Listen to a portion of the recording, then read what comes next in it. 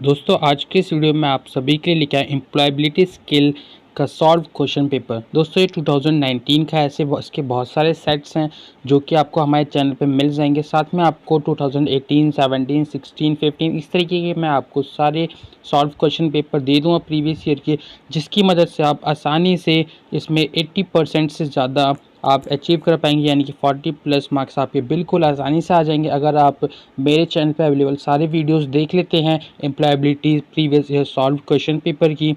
दोस्तों ये जो एम्प्लॉयबिलिटी स्किल है एक आईटीआई का सब्जेक्ट है, आपको पता होगा, और ये है जो मोस्ट ऑफ द ट्रेड्स में कॉमन सब्जेक्ट होता है।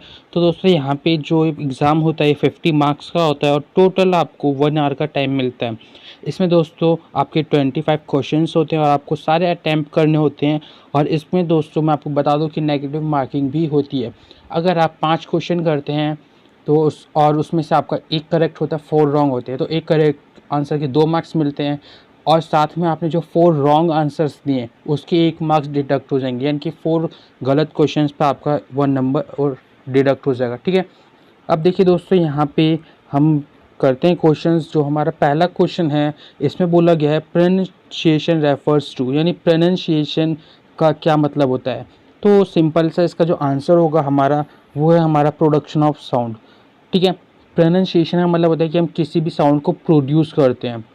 ठीक है, यानी प्रोडक्शन ऑफ साउंड, स्वर उत्पन्न करना। ठीक है, यहाँ पे हमारा जो नेक्स्ट क्वेश्चन है क्वेश्चन नंबर 2, इसमें क्या बोला गया है, इसमें बोला गया विच one is not an article. ठीक है, तो आर्टिकल इसमें से कौन सा नहीं है, जैसे कि आपको सिंपल पता होगा, अगर नहीं भी पता है तो मैं बता देता हूँ कि आर्टिकल 3 टाइप के होते हैं, ए एंड द। तो यहाँ पे जो एक्स्ट्रा है हमारा वो क्या, इन, तो इन क्या एक आर्टिकल नहीं है। ठीक है, अब चलते हैं नेक्स्ट क्वेश्चन की तरफ। नेक्स्ट क्वेश्चन नंबर 3, इसमें क्या बोला गया है, choose the correct tense of the verb. Verb का हमें करेक्ट टेंस चुनना है। ठीक है, तो यहाँ पे दोस्तों टीम क्या है, प्रेजेंट टेंस हो जाता है। ठीक है, एम लर्निंग यानी प्रेजेंट कॉन्टीन्यूअस, वेल लर्न क्या होगा, फ्यूचर, और यहाँ पे LERNT, यहाँ पे मिस्टेक हो रखी है, स्पेलिंग मिस्टेक।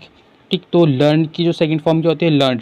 अब जैसे कि ऊपर लिखा है आई वाज चाइल्ड, चाइल्ड यानी कि पास्ट में, तो पास्ट का जब भी कोई सेंटेंस यूज़ करते हैं तो सेकंड फॉर्म आती है। ठीक है, जैसे कि यहाँ हिंदी में लिखा है जब मैं बच्चा था तब मैं संगीत सीखता था। ठीक है, और यहाँ पे क्या आएगा, अगर इस साइड देखा जाए तो यहाँ पे आंसर हमारा सीखता था आएगा और इधर की तरफ डी आएगा यानी लर्न। ठीक है, अब चलते हैं नेक्स्ट क्वेश्चन पे। यहाँ पे क्वेश्चन नंबर 4, इसमें क्या बोला है, fill in the blank with proper pronoun. Proper pronoun के साथ हमें फिल इन द ब्लैंक को फिल करना है। ठीक है, तो यहाँ पे दोस्तों प्रोनाउन में शी मेड दिस केक और यहाँ पे ब्लैंक दे रखा है। तो यहाँ पे सिंपल है दोस्तों, it self, my self, her self, him self. It self किस लिए यूज़ होता है, किसी ऑब्जेक्ट के लिए, माई सेल्फ अपने आप के लिए, हर सेल्फ किस लिए होता है, गर्ल के लिए। तो गर्ल यहाँ पे सी लिखा है, सी मेड दिस केक, इसलिए इसका आंसर जो होगा आंसर सी। ठीक है, यानी हर सेल्फ। अगर यहाँ पे लिखा होता है ही मेड दिस केक तो यहाँ पे क्या आता है, हिम सेल्फ। ठीक, चलते हैं नेक्स्ट क्वेश्चन पे। नेक्स्ट क्वेश्चन हमारा क्वेश्चन नंबर 5, इसमें क्या बोला गया, विच one is a cardinal number. दोस्तों कार्डिनल नंबर कौन सा होता है, वो नंबर जो कि हमें काउंटिंग शो कराता है। काउंटिंग यानी कि नंबर, संख्या किसी चीज़ की, जैसे कि 5 बॉल 6 बॉल इस तरीके से। लेकिन ये फर्स्ट, 10th, 4th ये सब के पोजीशन शो करा रहे हैं, फर्स्ट रैंक, सेकंड रैंक, या फिर ये फर्स्ट की फर्स्ट पोजीशन, सेकंड पोजीशन, इस तरीके से। तो जो पोजीशन शो कराते हैं वो नहीं होते, बल्कि जो हम काउंट शो कराते हैं वो क्या होते हैं, हमारे कार्डिनल नंबर। तो इसमें आंसर क्या आएगा, डी। ठीक है, नेक्स्ट क्वेश्चन क्या है हमारा, विच one is in active voice. इसमें से कौन सा एक्टिव वॉइस है, इसे करने की मैं आपको एक ट्रिक बताता हूँ सिंपल सा। अगर आपको पैसिव वॉइस पूछा गया है तो भी इन चारों को पढ़ना, एक्टिव बोला तो भी। एक्टिव वॉइस में क्या होता है, जो एक नॉर्मल सेंटेंस होता है, बट पैसिव वॉइस में किसी और के थ्रू होता है, बाय।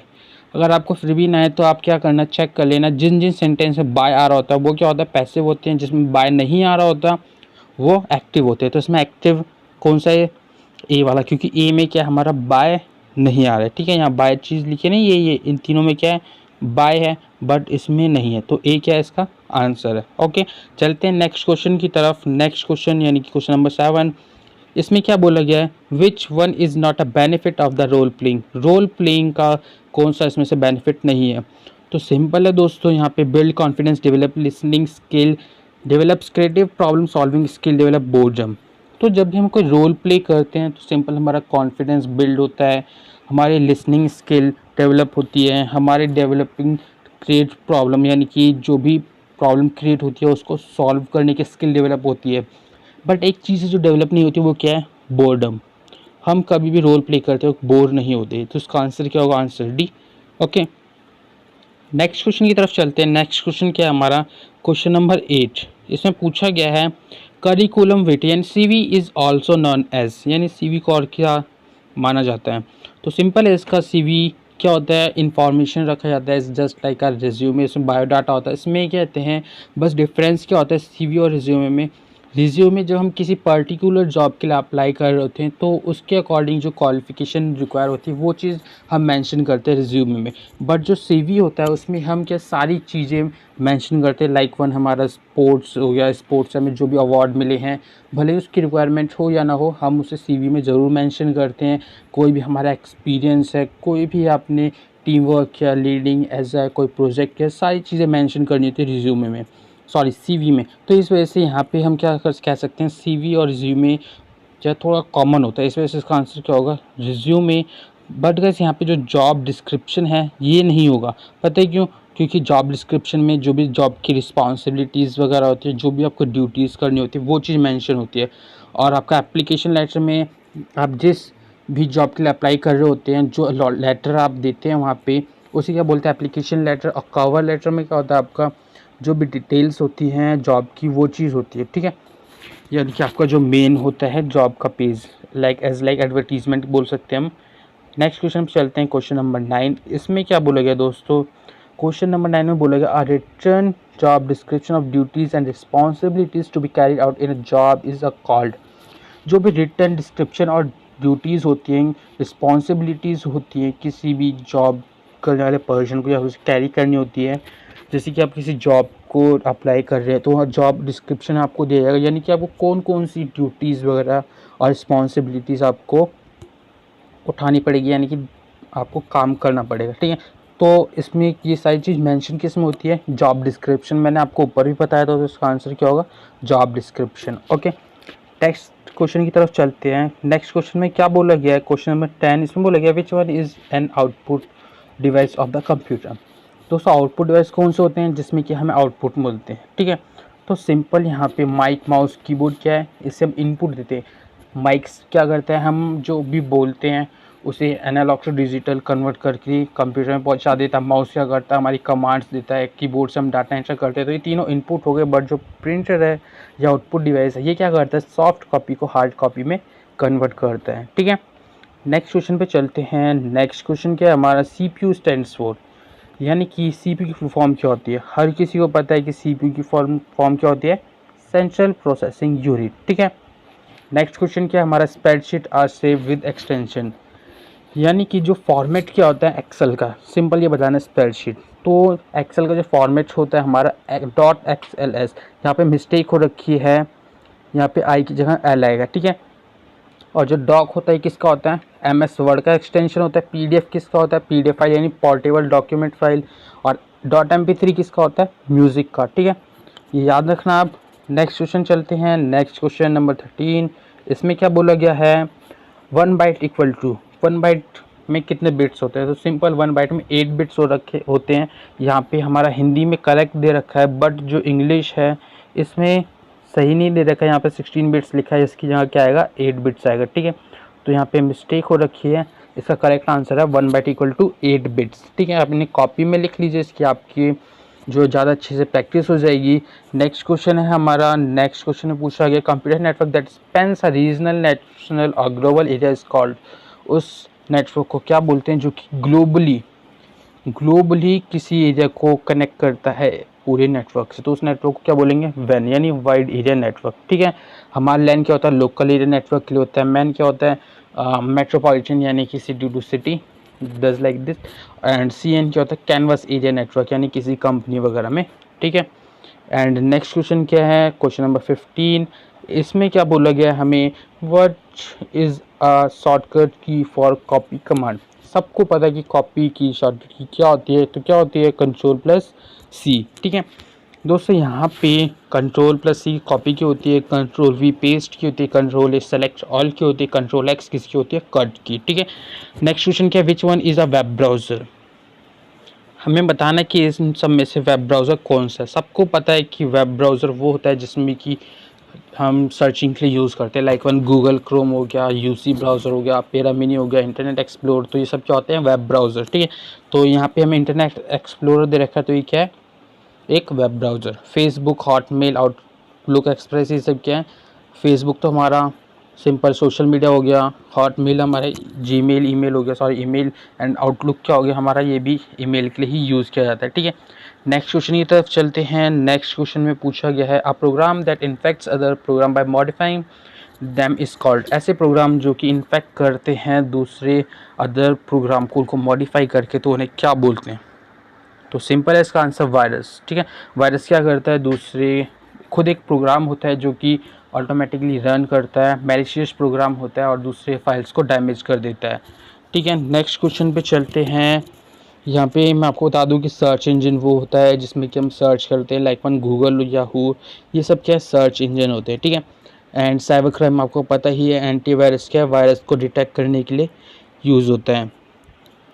नेक्स्ट क्वेश्चन जो है हमारा क्वेश्चन नंबर 18, इसमें क्या बोला गया है? Which one is the disadvantage of social networking site. Social networking sites में जो है क्या इसका डिसएडवांटेज है? तो सिंपल गाइज, इंस्टेंट कम्युनिकेशन, किसी से भी इंस्टेंटली कम्युनिकेट कर सकते हैं, तो ये तो एडवांटेज है। मेड एडिक्टिव, यानी लत पड़ जाना।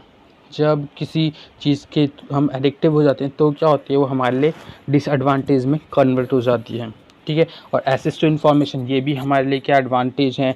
ऑनलाइन मार्केटिंग भी हमारे लिए एडवांटेज है, बट जो मेक एडिक्टिव है ये क्या है? हमारे लिए डिसएडवांटेज। ओके, चलते हैं नेक्स्ट क्वेश्चन की तरफ। क्वेश्चन नंबर 19, बिल्कुल सिंपल क्वेश्चन है। इसमें पूछा गया goals are categorize as. Goals को कैसे कैटेगराइज किया जाता है?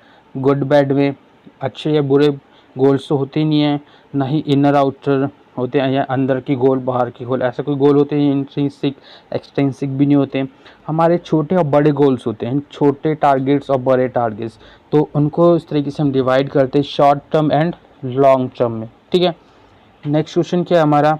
नेक्स्ट क्वेश्चन में बोला गया the study of right and wrong in human Endeavour is called. जो सही और गलत का अध्ययन होता है ह्यूमंस में, यानी कि मानव प्रयासों में, उसे क्या कहते हैं? तो उसे क्या बोलते हैं? एथिक्स। क्या बोलते हैं? एथिक्स, ठीक है। अब देखिए दोस्तों, यहाँ पे सेल्फ अवेयरनेस होता है, यानी कि खुद के लिए अवेयर होना अपने आप से। और गोल का मतलब क्या होता है? टारगेट, एम और मोटिवेशन, किसी को इनक्रीज करना, ठीक। और नेक्स्ट क्वेश्चन क्या हमारा? नेक्स्ट क्वेश्चन में बोला गया है which one is not an outcome of positive attitude. तो इनमें से कौन सा है जो पॉजिटिव एटीट्यूड का आउटकम नहीं है? तो इसका आंसर क्या होगा हमारा? सिंपल, प्रॉब्लम सॉल्विंग एटीट्यूड, ठीक है। तो समस्या समाधान रवैया, ये क्या है? आउटकम नहीं है पॉजिटिव एटीट्यूड का, ओके। एंड नेक्स्ट क्वेश्चन क्या है हमारा? विच one is not a part of triple A. Actually guys, triple A की फुल फॉर्म क्या होती है? हमारी होती है एटीट्यूड, अटेंशन, एडजस्टमेंट। तो ये तीनों तो ट्रिपल ए के पार्ट हो गए, बट जो हमारा ई है यानी एंजाइटी, यहाँ पे स्पेलिंग मिस्टेक है, यहाँ पे करेक्ट लिखा हुआ है एंजाइटी, ये क्या है? ट्रिपल ए का पार्ट नहीं होता। नेक्स्ट क्वेश्चन क्या है हमारा? इसमें बोला गया है what is the expansion of FYI। FYI SMS की जो फुल फॉर्म है वो क्या होता है? SMS के अंदर एक्चुअली एब्रीविएशन यूज़ करते हैं FYI, तो इसकी फुल फॉर्म क्या होती है? सिंपल है इसकी, फॉर योर इन्फॉर्मेशन। यहाँ पे जो मिस्टेक कर रखी है, फॉर मिसिंग है, बट इस साइड क्या है? एकदम करेक्ट है। तो इसका आंसर क्या होगा? A, for your information, okay. Next question क्या है हमारा? नेक्स्ट क्वेश्चन में बोला गया gesture brisk erect walk shows. इसका मतलब क्या होता है? तो दोस्तों इसका मतलब क्या होता है? बोर्डम, यानी कि बोरियत, ठीक है। इनसिक्योरिटी तो अनसिक्योर, फुल कॉर्नर, और डिफेंसिवनेस यानी कि खुद का बचाव, रक्षात्मक, और कॉन्फिडेंस क्या होता है? आत्मविश्वास, ठीक है। तो ब्रिस्क इरेक्ट वॉक शूज का गेस्चर है वो क्या है? बोर्डम, ठीक। अब दोस्तों जो हमारा लास्ट क्वेश्चन है, बिकॉज 25 क्वेश्चंस होते हैं, तो इस क्वेश्चन में क्या बोला गया है? Which one is do's for interview etiquette. तो दोस्तों एटिकेट क्या होता है? मैनर्स। तो इंटरव्यू के मैनर्स में जो हमें करना चाहिए वो क्या है? काल्म अप्रोच, ठीक है। काम अप्रोच होनी चाहिए, यानी कि शांत दृष्टिकोण। हमें ज़्यादा एक्सेसिव गेस्चर नहीं बनाने चाहिए, ना ही इनफॉर्मल ड्रेस होनी चाहिए, ना ही नर्वसनेस। तो दोस्तों ये था हमारा सेट 1 था 2019 का। ऐसे आप और भी सेट्स को देखना चाहते तो आप हमारे चैनल को सब्सक्राइब कर सकते हैं। मिलते हैं नेक्स्ट वीडियो में। आप जब तक इसके एक बार और फिर से रिव्यू कर लीजिए, आपके लिए बेटर रहेगा।